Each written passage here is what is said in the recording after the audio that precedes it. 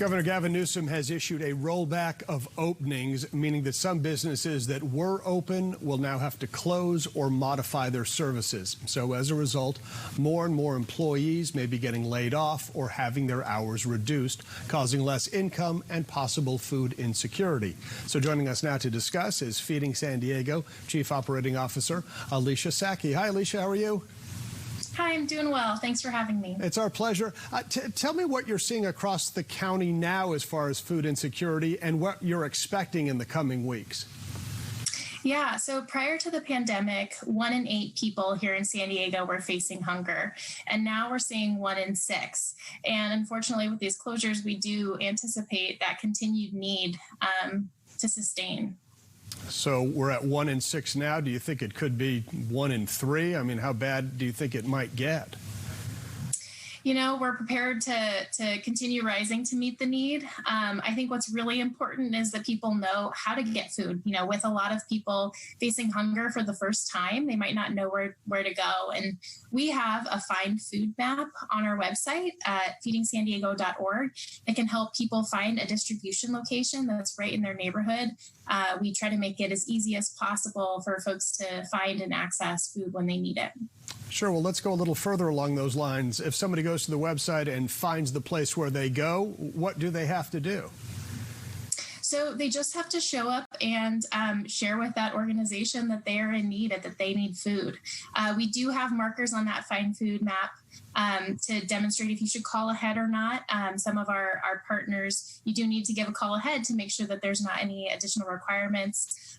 But for the most part, a lot of our distributions right now are drive-through distributions where folks stay in their car in a socially distanced fashion and their groceries are loaded in their trunk. So we're keeping it super safe and as easy as possible for folks to access food. Sure. Does the person just say how many they have in the family and then you give them enough food accordingly?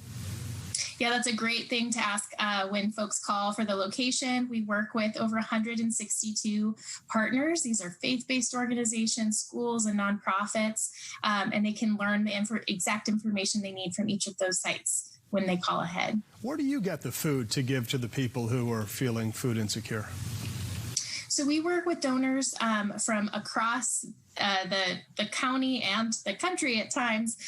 But we've also, because the supply chain has changed so much as a result of COVID, we've also had to purchase over almost 200 truckloads of food since the pandemic response began for us on March 14th. And that's come at a cost of almost $6 million.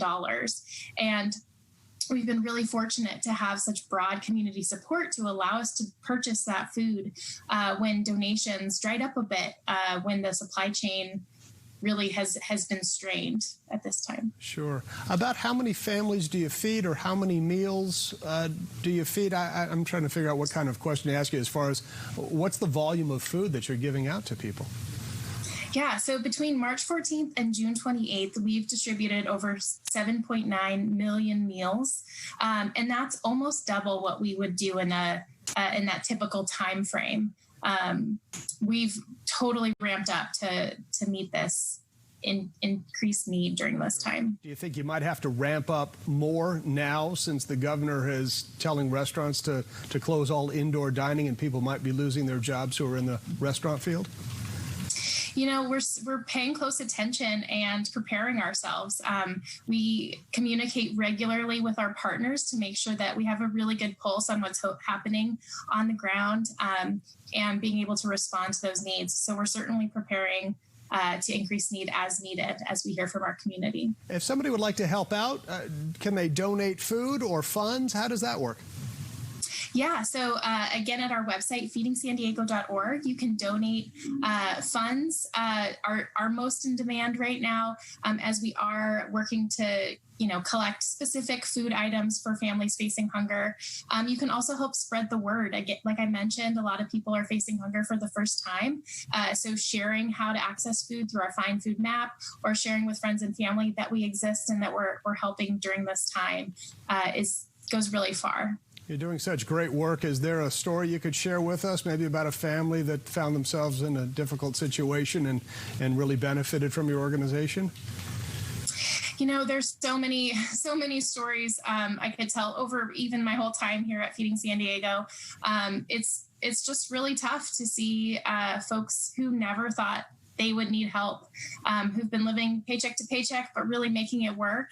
And this has just thrown our lives and their lives into chaos. And we're just seeing so many people who are coming to need help for the first time. And we're just so fortunate to have such great partners and to make it not such a hard thing. We try to make it as joyful and positive of an occasion as possible as we can. So, so many stories. You're definitely doing that. Alicia Saake with Feeding San Diego. Thanks for all the hard work and great work you and your organization are doing. Appreciate it.